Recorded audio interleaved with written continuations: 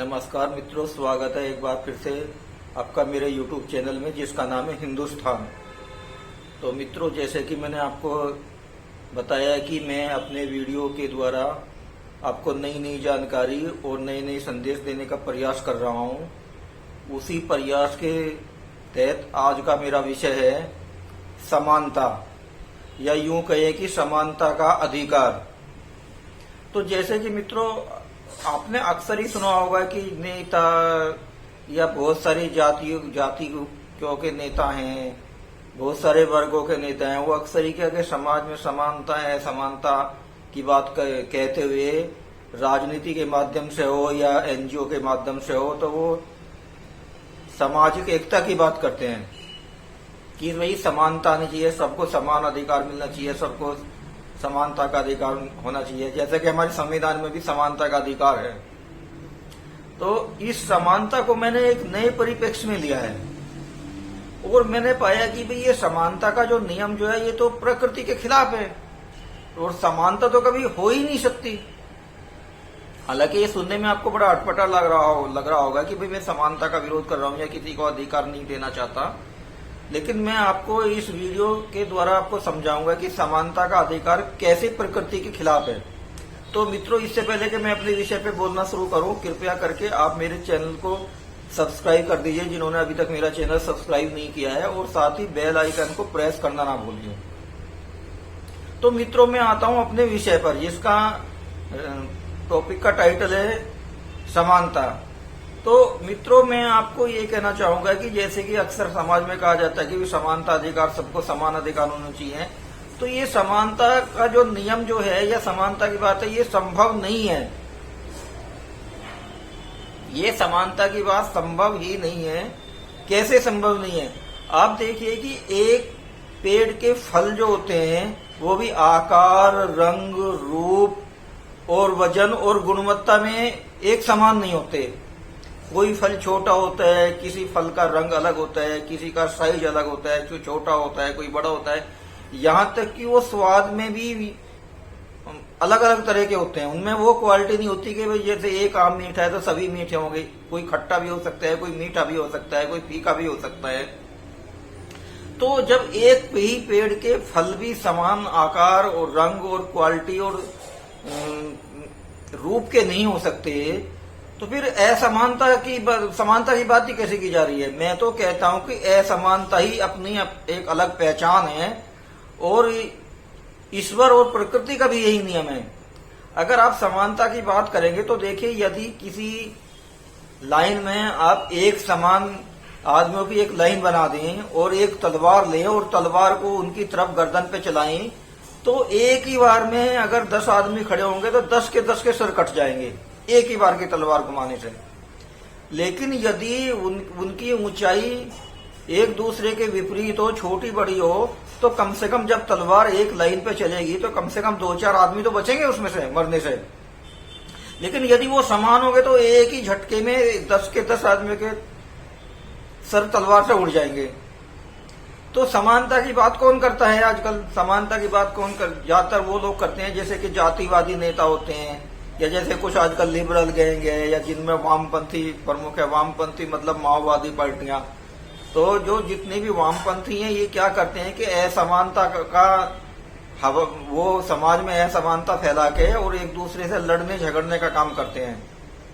और आजकल आपने देखा होगा कि भी जंगलों में एक नक्सली चेहरा है, नक्सलवादी हैं, तो उनके राजनीतिक आका पार्लियामेंट में बैठे हुए हैं, वो पॉलिटिक्स कर रहे हैं।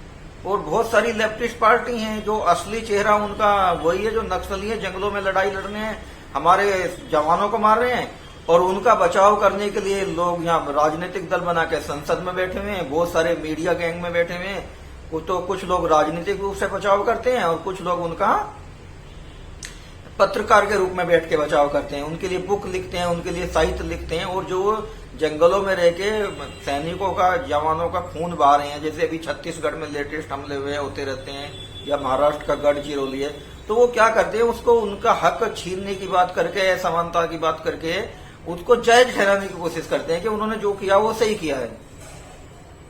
तो मित्रों, मेरा ये कहना है कि भाई मैं आपको एक अपना छोटा सा एक अनुभव बता रहा हूं। मेरे जब मैं पार्क में घूमने जाता था तो मेरे को एक लेफ्टिस्ट मिला, तो वो समानता की बात कर रहा था।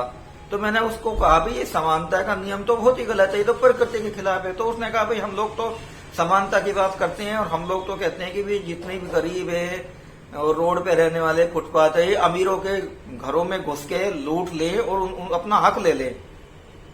तो मैंने उसको कहा भाई तेरा घर किधर है, तेरा फ्लैट किधर है? तो उसने इशारा किया। तो मैंने कहा मैं आपके फ्लैट को लूट लूं क्या? तो उसने कहा आप कैसे लूट सकते हो? तो मैंने कहा भाई तू ज्यादा अमीर है और मैं गरीब हूं, इससे पहले कि कोई रोड पे बैठा हुआ कोई गरीब आदमी लूटे तो मैं ही लूट लेता हूं तेरे घर को। तो वो तब मेरी तरफ को देखने लगा, उसको लगा कि हाँ यार तू तो बड़ा गलत है, तो उससे कोई जवाब देते नहीं बना। तो मैंने कहा चल कोई बात नहीं, मैं समानता की बात तेरी मानता हूं, तू एक काम कर, मैं तेरे को 2 मिनट देता हूं। तू चारों तरफ अपने देख, नजर घुमा के, जितने भी पेड़ पत्ती, बिल्डिंग है, फल है, मेरे को, अपने को, आदमियों को, जो भी चीजें तेरे को दिखती है 2 मिनट में तू चारों तरफ से नजर उठा के देख, उसके बाद में मैं तेरे से सवाल करूंगा। तो उसने 2 मिनट चारों तरफ देखा, इधर उधर गदगद करके। फिर मैंने उसको कहा, मैंने कहा तूने सब कुछ देख लिया? तो उसने कहा। तो मैंने पूछा कि भाई तूने ये इतने सारे पेड़ देखे, ये सब समान है क्या? तो वो बोला नहीं। तो मैंने कहा यहाँ पे इस पार्क में जितने भी आदमी हैं तूने उनमें सबको देखा, ये सब समान है क्या? रंग में, रूप में, ऊंचाई में, हाइट में? कह रहा नहीं। तो मैंने कहा और तूने इतने बिल्डिंग, फ्लैट्स, ये मकान, दुकान, या तूने ये बाउंड्री, दीवार देखी, ये सब समान है क्या? तो कह रहा नहीं।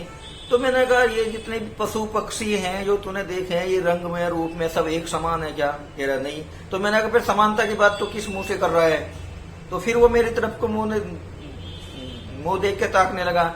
फिर मैंने उसको कहा कि कोई बात नहीं, चलो मैं मानता हूं कि समानता की बात, तेरी बात ठीक है, फिर भी मैं मान रहा हूं। तो मैंने कहा ये बता कि तूने समानता लाने के लिए समाज में क्या किया है?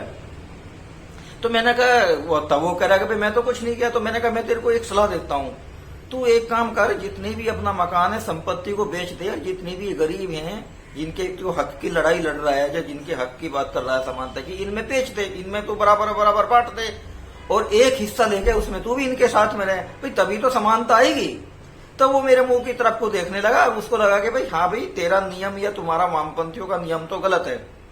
तो मैं मित्रों फिर एक बार कहता हूं कि समानता का जो नियम है वो समानता कभी नहीं आ सकती। राजनीतिक दल या पार्टी या नेता कितनी भी समानता की बात करने लगे, समानता ना कभी थी ना समानता है। हालांकि मैं इस चीज का विरोध करता हूं कि किसी को सताया जाए, किसी का अधिकार मारा जाए और किसी को प्रतिपादित किया जाए, ठीक है।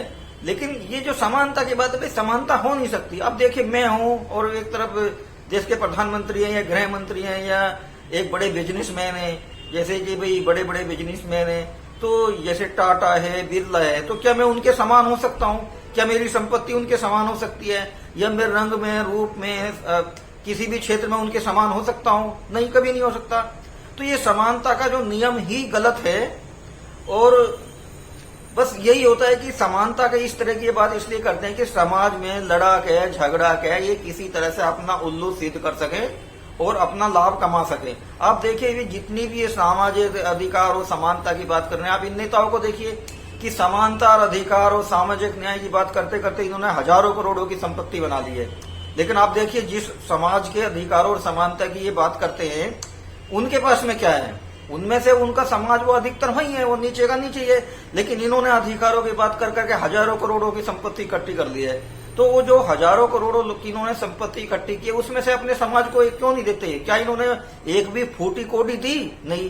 क्यों? क्योंकि ये केवल सरकार के खिलाफ भड़का के, जन आंदोलन बना के, शारीरिक संपत्ति में आग लगवा के, बंद करवा के, जाम करवा के, बस ये समानता या समान अधिकार की बात करते रहेंगे। चाहे उसमें देश की संपत्ति का नुकसान हो या आग जले या कुछ, इससे कोई मतलब नहीं। बस इनकी राजनीतिक उल्लू इनका सीधा होना चाहिए।